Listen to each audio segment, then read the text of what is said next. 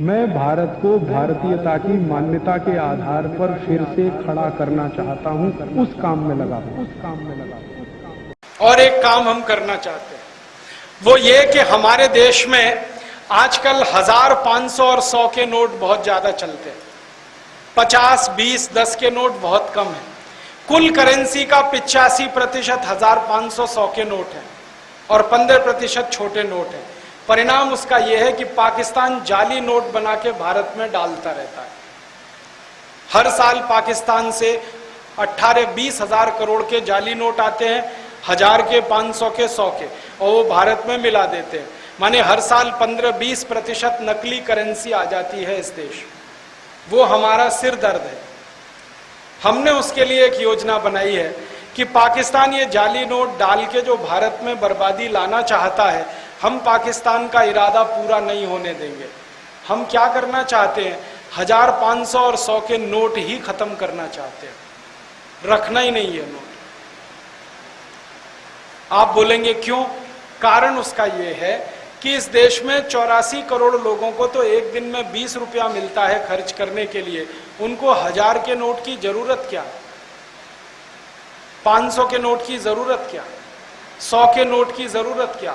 उनको तो 20 का नोट चाहिए। इसका माने 70% नोट तो छोटे होने चाहिए। तो छोटे नोट ज्यादा और बड़े नोट बंद कर दो, 1000, 500, 100, उनके बदले में सबको 50 के नोट दे दो। तो पाकिस्तान देखें क्या करेगा। पाकिस्तान की एक समस्या है कि वो 1000, 500, 100 के नोट तो छाप के डाल देता है, 50 का नोट नहीं डाल सकता। क्यों? 50 का नोट छापना बहुत महंगा पड़ता है।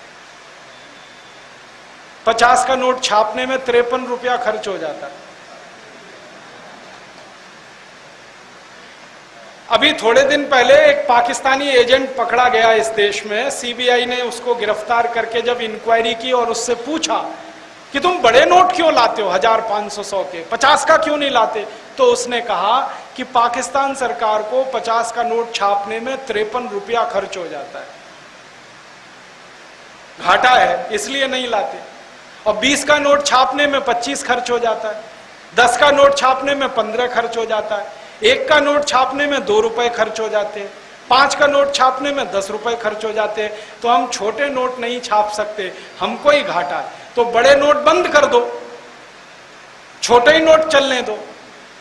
तो एक फायदा और होगा, जब 50 से ऊपर का नोट नहीं होगा, फिर हम देखेंगे कि कौन माई का लाल 10 करोड़ की रिश्वत देने की तैयारी करता है।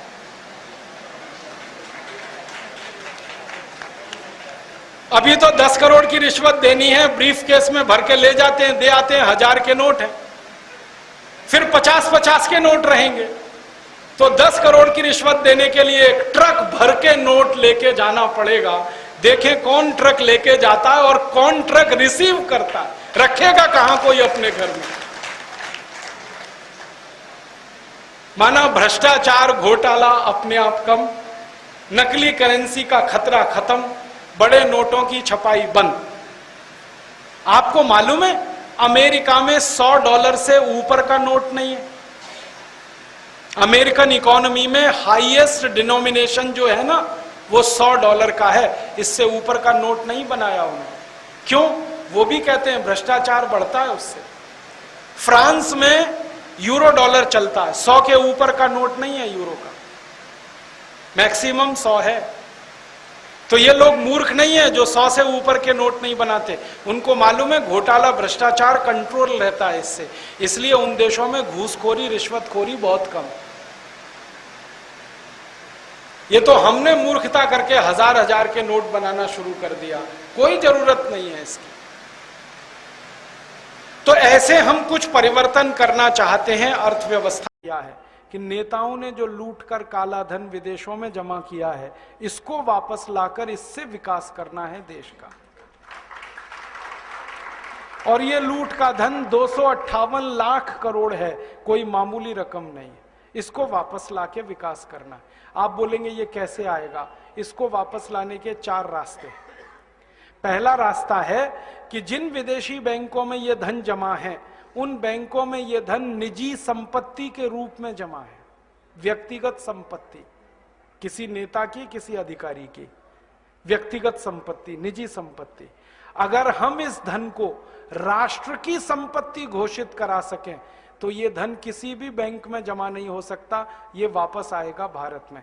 क्योंकि अंतर्राष्ट्रीय बैंकिंग व्यवस्था का एक नियम है, किसी भी देश की राष्ट्रीय संपत्ति उसी देश में जमा होती है, वो जिस देश की होती है, दूसरे देश में जमा नहीं हो सकती।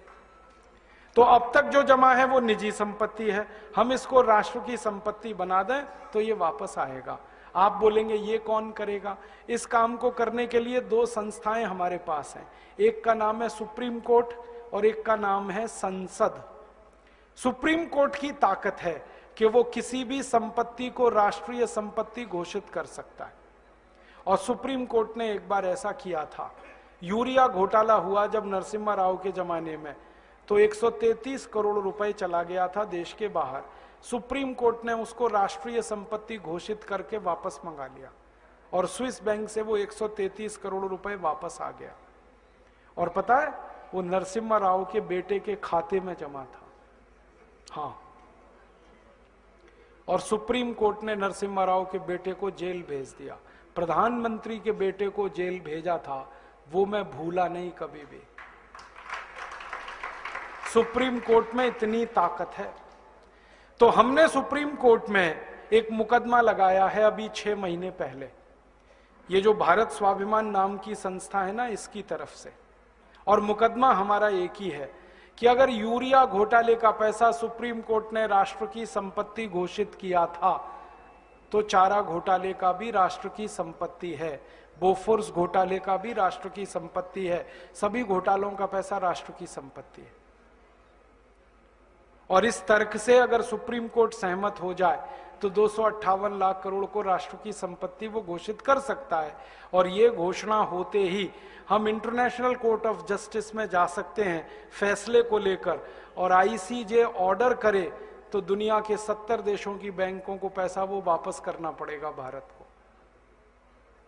इस उम्मीद में मुकदमा लगाया है हमने। 6 महीने हो गए, 6 महीने तक ये मुकदमा स्वीकार नहीं हुआ, बहस होती रही कोर्ट में, और अब स्वीकार हो गया है।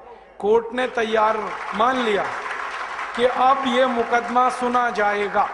6 महीने लगे, और कोर्ट ने अपने को कन्विंस करने के लिए सब तरफ से जानकारी मंगाई।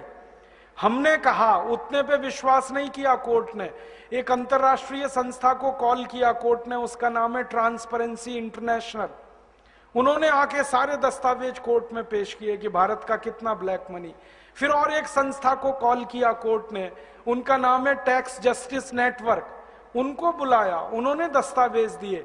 फिर भारत के तमाम बड़े अधिकारियों को बुलाया कोर्ट ने, एनफोर्समेंट डायरेक्टरेट के, पूछा कि आपको मालूम है विदेशी बैंकों में खाते हैं? उन्होंने कहा हाँ खाते हैं। फिर सीबीआई वालों को बुलाया। जब सब तरफ से कोर्ट कन्विंस हुआ तो कोर्ट ने मुकदमा स्वीकार कर लिया। अब कोर्ट ने नोटिस दिया है सरकार को, और सरकार को पूछा है कि ये 258 लाख करोड़ किस किस का है, जल्दी से कोर्ट को बताया जाए। अब सरकार की हालत थोड़ी खराब है, क्योंकि जिनका पैसा है वो ही सरकार चला रहे। तो सरकार ने कोर्ट में टालम टोल करना शुरू किया है। ये टालम टोल वो थोड़े दिन करने वाले हैं, ये हमें मालूम है, क्योंकि वो बताएंगे नहीं कभी भी। तो हम सुप्रीम कोर्ट को एक दिन एक बात कहेंगे कि टालम टोल 6 महीने, साल भर, 1.5 साल, 2 साल, 3 साल, कितनी? फिर हम सुप्रीम कोर्ट को कहेंगे आप तो एक्स पार्टी जजमेंट दे दो, और कोर्ट को ताकत है वो करने की। और हम कोर्ट को कहेंगे ये नहीं बता रहे किसका पैसा है, आप तो ये कह दो जिसका भी पैसा है वो भारत की राष्ट्रीय संपत्ति है, बात खत्म हो गई। और उम्मीद है कि कोर्ट ये फैसला देगा, और ये फैसला हुआ तो 258 लाख करोड़ वापस आएगा। दूसरा रास्ता है अपने पास, वो ये कि हम संसद में अगले 4 सालों में एक प्रस्ताव पास कराना चाहते हैं, और वो प्रस्ताव ये है कि 15 अगस्त 1947 के बाद जितना भी धन भारत से बाहर गया वो भारत की राष्ट्रीय संपत्ति है, बस। किसी का नाम नहीं लेना, किसी की बात नहीं कहना। 15 अगस्त 1947 के बाद जितना धन बाहर गया है भारत से, हवाला के थ्रू, क्योंकि सब हवाला से ही जाता है। वो भारत की राष्ट्रीय संपत्ति है। संसद प्रस्ताव को पास करे। अब इस प्रस्ताव को रखेगा तो कोई एक सांसद, और वो हमें मिल ही जाएगा अगले 4 साल में। कोई तो माई का लाल मिलेगा, ऐसा तो नहीं है कि सब मर गए। और प्रस्ताव जब रखा जाएगा तब बहस होगी। बहस वाले दिन हम देखेंगे कि कौन कौन इस प्रस्ताव का विरोध कर रहा है। जो विरोध करेगा, पक्की बात है, खाते उसी के हैं, पैसा उसी का है, और सारा देश देखेगा बेईमान कौन कौन है संसद में। आप तो अपने सांसद पे नजर रखना बस, कि आपका सांसद क्या कह रहा है।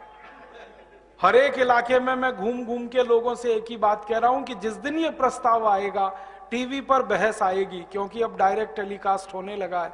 आप अपने सांसद पे नजर रखना, वो क्या कर रहा है। आपको पता चल जाएगा वो बेईमान है, ईमानदार है। अब संसद में या तो प्रस्ताव गिरेगा या पास होगा। गिरेगा तो विरोध करने वाले सांसद ज्यादा चाहिए, तो सारा देश देखेगा बेईमान और हरामी कौन कौन है इस देश में। और या सांसद डर के मारे विरोध नहीं करेंगे तो झटके में प्रस्ताव पास हो जाएगा, और प्रस्ताव पास हुआ तो कानून बनेगा। अपने दोनों हाथ में लड्डू है, हमें कुछ खोना ही नहीं है, जो है पाना है।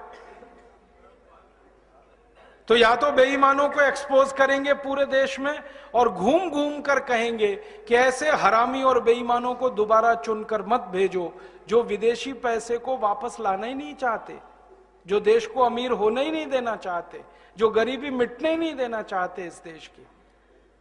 तो या तो उनके खिलाफ लड़ाई शुरू होगी, जंग, और वो आखिरी जंग होगी। या तो वो रहेंगे या तो हम रहेंगे, बीच में कुछ नहीं होगा। और अगर प्रस्ताव पास हो गया तो कानून बन गया, तो पैसा आ जाएगा 258 लाख करोड़। तीसरा और रास्ता है अपने पास। हम इस पूरे 258 लाख करोड़ का ब्यौरा लेकर इंटरनेशनल कोर्ट ऑफ जस्टिस में जा सकते हैं और दुनिया के 70 देशों के खिलाफ प्रतिबंध लगवा सकते हैं। अमेरिका ने अभी ऐसा किया।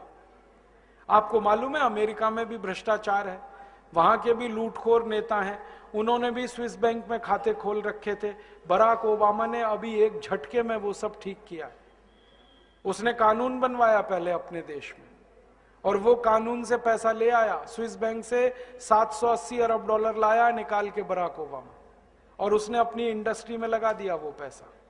और अमेरिका के 19,780 खाते बंद कराए उसने। तो ये बराक ओबामा अगर कर सकता है तो भारत भी कर सकता है। बस अंतर इतना है कि अमेरिका को बराक ओबामा मिल गया है, भारत को एक बराक ओबामा की तलाश है। अगले 4-5 साल में मिलेगा, कोई ना कोई तो निकलेगा। भारत माता वीर विहीन नहीं है, निपूती नहीं है, बांझ नहीं है। जब जरूरत पड़ती है इस माता ने बड़े बड़े लाल पैदा किए हैं देश की समस्याओं का समाधान करने। आगे भी होगा, इसका विश्वास है हम। और ये काम हम बराक ओबामा की तरफ से भी कर सकते। बराक ओबामा ने अभी एक बहुत रोचक बात कही। हमारे प्रधानमंत्री गए थे अमेरिका, अभी मालूम है मनमोहन सिंह अमेरिका गए। बराक ओबामा ने मनमोहन सिंह को ऑफर किया, देखो मैंने स्विस बैंक से पैसे निकाल लिए, आपको निकलवाने? ऐसे ही बोला उसने, आपको निकलवाने, मैं मदद करता हूं आपकी। तो मनमोहन सिंह की ऊपर की सांस ऊपर, नीचे की नीचे, ना हां कहा ना कहा। फिर उसने कहा मैं भारत की मदद करना चाहता हूं सीरियसली इस काम में, और मैंने जैसे पैसा निकाला है स्विस बैंकों से मैं वो बताना चाहता हूं, आप ऐसे निकालो। अब मनमोहन सिंह चुपचाप लौट आए, क्योंकि उनको बोलते ही नहीं बनता, क्योंकि सरकार चलाने वालों का पैसा है, बात ही नहीं करते वो। तो बराक ओबामा तैयार है, वो कहता है मैं मदद करूंगा भारत की। क्यों? वो कहता है भारत की मदद इसलिए करनी है, भारत महान देश है, ये वो बोलता है। और भारत की महानता जब वो गिनाता है ना, तो सबसे पहले कहता भारत बजरंगबली का देश है, हनुमान जी का देश। और वो हनुमान जी का भगत है बराक ओबामा। उसने मंदिर बनाया, मालूम है, आधा ईसाई आधा मुसलमान बराक ओबामा हनुमान जी की पूजा कर रहा है। जब वो चुनाव लड़ रहा था तो उसने बजरंगबली का मंदिर बना, जयपुर से मूर्ति मंगाई थी, स्थापित कराई। और पहला राष्ट्रपति है अमेरिका में जिसने दिवाली मनाई अभी। हाँ, दिवाली को हनुमान जी की पूजा होती है ना, उसने की वहां, पंडित जी को बुलाया उसने। और वो कहता भारत महान देश है क्योंकि महात्मा गांधी का देश है। वो महात्मा गांधी को गुरु मानता है अपना। उसके घर में एक ही फोटो है, वो महात्मा गांधी की। वो कहता है इसलिए मैं भारत की मदद करना चाहता हूं। अब भारत सरकार ही तैयार नहीं है मदद लेने के लिए। तो ये अपने पास और एक रास्ता है। तो अपने पास 4 रास्ते हैं। एक चौथा रास्ता है कि हम खुद चाहें तो स्विट्जरलैंड से दादागिरी करके ये पैसा ला सकते हैं। स्विट्जरलैंड के पास ना आर्मी है, ना एयरफोर्स है, ना नेवल फोर्स है, छोटा सा देश है। हाँ, जनसंख्या भी इतनी कम है जितनी तो हमारे एक जिले में है, उतनी तो स्विट्जरलैंड पूरे देश में नहीं। मैं तो मजाक में कभी कभी ये कहता हूं कि सारे भारतवासी, माफ करना ये कहने के लिए, इकट्ठे होकर पेशाब कर देंगे तो स्विट्जरलैंड बह जाएगा।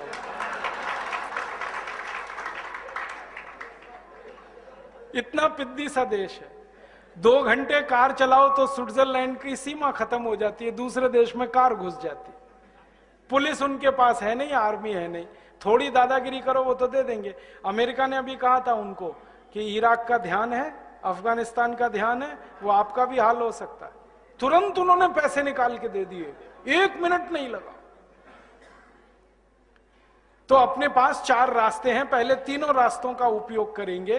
कानून से वो पैसा लाएंगे, क्योंकि गलत कानून के कारण वो पैसा गया है, तो कानून सही करके उसको वापस लाएंगे और भविष्य में ये पैसा बाहर ना जाए, इसकी पक्की व्यवस्था करेंगे। दोस्तों, सबसे पहले तो चैनल सब्सक्राइब करें, फिर लाइक, कमेंट और शेयर करें। और हाँ, हमारा एंड्रॉयड ऐप डाउनलोड करना ना भूलें।